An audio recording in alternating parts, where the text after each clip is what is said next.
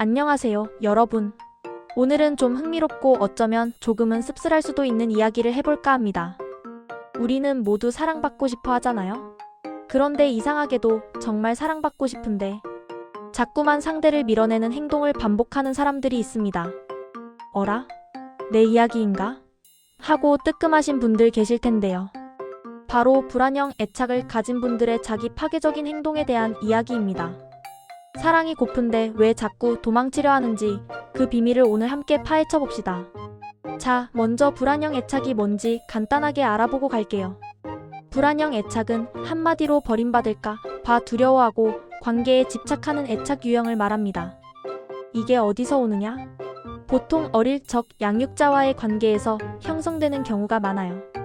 예를 들어 어떨 땐 엄청 따뜻하게 대해주다가 어떨 땐 갑자기 냉정하게 대하는 등 일관성 없는 사랑을 받거나 내가 이걸 잘하면 사랑해줄게 같은 조건부 사랑을 경험했을 때 아이는 내가 뭔가 잘못하면 버림받을 수도 있겠구나 하는 불안감을 느끼게 되는 거죠.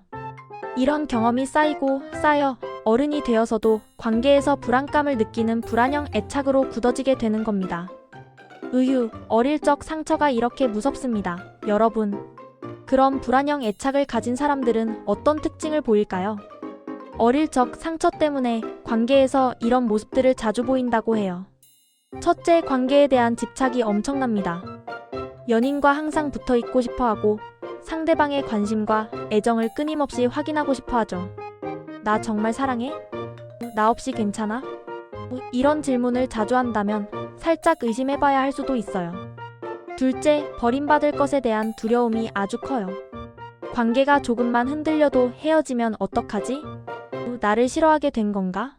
하고 엄청나게 불안해합니다. 문자 답장이 조금만 늦어도 온갖 상상의 나래를 펼치는 거죠. 셋째, 감정 조절이 어렵습니다. 불안감이 치솟으면 스스로를 진정시키거나 감정을 통제하는 데 어려움을 겪고 감정 기복도 심해질 수 있어요. 마치 롤러코스터 탄 것 같은 감정선을 경험하게 되는 거죠. 넷째, 이른바 시위성 행동을 할 때도 있습니다. 상대방의 관심을 끌려고 일부러 연락을 늦게 하거나 다른 이성 친구랑 친하게 지내는 모습을 보여줘서 질투심을 유발하기도 해요. 나 좀 봐달라는 일종의 신호인 거죠. 다섯째, 낮은 자존감을 가지고 있습니다. 스스로를 불완전하다고 느끼고 타인에게 인정받고 사랑받아야만 자신에게 가치가 있다고 생각하는 경향이 있어요.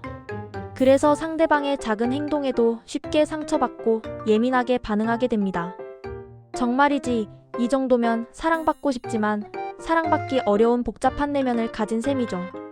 이렇게 불안형 애착을 가진 사람들은 낮은 자존감, 불안, 분노 같은 부정적인 감정들에 쉽게 휩싸입니다. 그리고 이 부정적인 감정들은 종종 자기 파괴적 행동으로 이어지기도 하는데요. 자기 파괴적 행동이란 말 그대로 자신에게 해를 끼치는 행동들을 의미해요.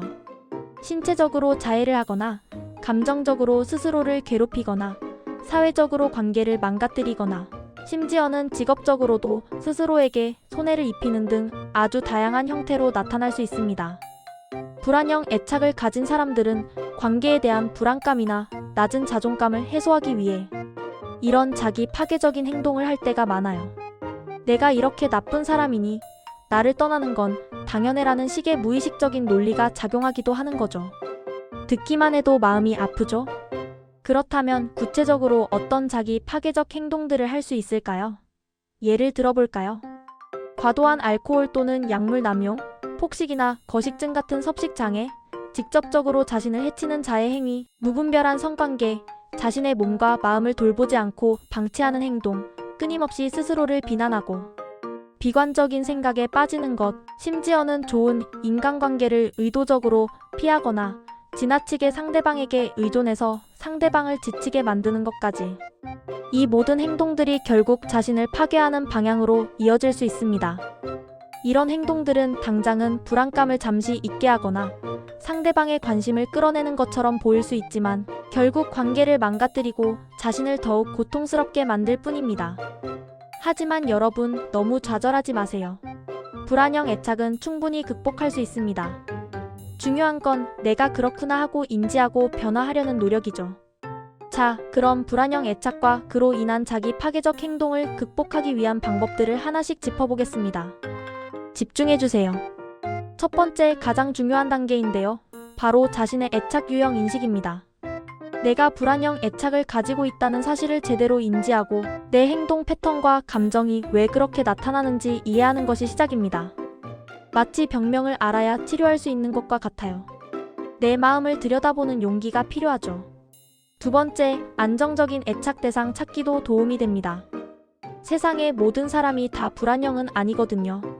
안정형 애착을 가진 사람과 관계를 맺으면 그들의 안정적인 태도를 통해 나도 점차 안정감을 느끼고 건강한 관계를 경험하는 방법을 배울 수 있어요. 세 번째는 자존감 향상입니다. 자신을 비판하기보다는 스스로에게 좀 더 관대해지고 나의 가치를 인정하는 연습을 해야 합니다.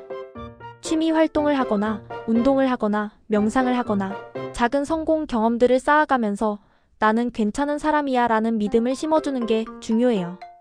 네 번째, 자기 돌봄 실천입니다.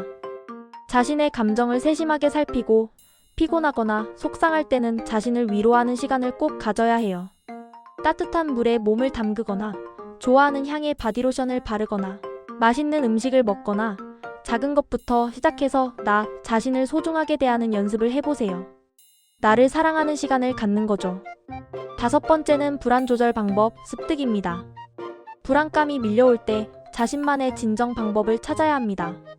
심호흡을 하거나 명상을 하거나 잔잔한 음악을 듣거나 산책을 하는 등 나에게 맞는 불안 해소법을 미리 만들어두는 것이 좋습니다. 마치 비상벨처럼요.